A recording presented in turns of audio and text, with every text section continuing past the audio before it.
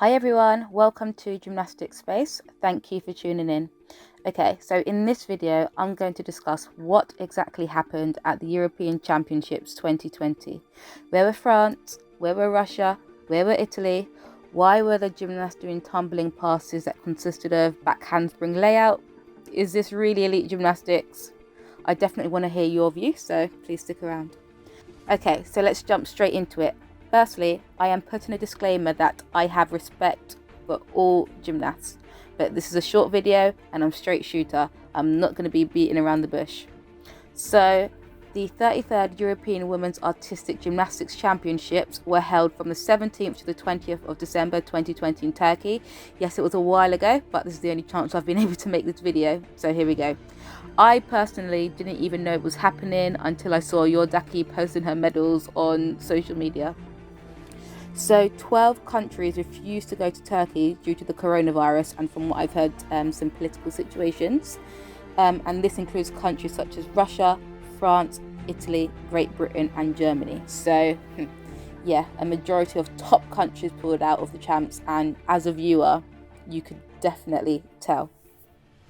I was blindsided because I didn't even know the event was going on, and then to see the competition that was presented, well, I was shocked. I appreciate that the athletes turned up and performed on a world stage, many of them for a first time in a major final, but I have to say, it kind of felt like watching a local gymnastics competition. There were multiple scores of 9s, 10s, 11s. There were floor passes of handspring layouts, simple back handspring layouts, full twists, round or flick full twists, back handspring for my American viewers. And I think that when you see a double tuck back as the first tumble line in a routine, you're definitely wondering what is going to come next. And if we're honest, it was not a great competition, but that is to be expected with the state of the world in 2020. On another note, I think it was the perfect comeback competition for Larissa Yordaki. It's been 84 years. As there was much less pressure on her to go out and compete, with the field not being to the top standard. She managed to get her feet wet and put out some great routines. Also, it was great to see some great bar routines from the Ukrainian gymnasts, and Anastasia Motak is definitely one to watch.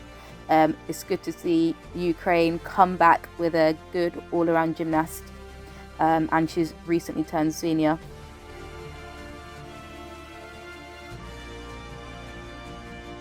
Okay, so looking on the bright side, I am glad these gymnasts came out. They risked, their health and safety to go to Turkey and compete. So I'm glad that they did put on a competition. And many countries got to qualify and experience an international final that they would not have with the dominant countries attending. So I'm glad they got to experience that. They got to experience the pressure of competing on an international stage at a prestigious event, and we as viewers got to see some new faces. And I am very aware that many of the athletes could not train how they would have hoped to due to COVID, so many of them did have watered down routines. If the Olympics go ahead this year, I'm sure we'll see a completely different competition skills wise, with the likes of USA, Russia, China, Italy hopefully attending. Well, that's all from me. I will leave a link below so that you can check out the competition if you haven't already. Let me know what you thought of the competition. Did Romania drop the ball by losing to Ukraine? Would you be happy to see that level of competition at the next Euros or even Worlds? Let me know what you thought of my comments in this video. Thank you so much for tuning in, and I'll see you next time on Gymnastics Space.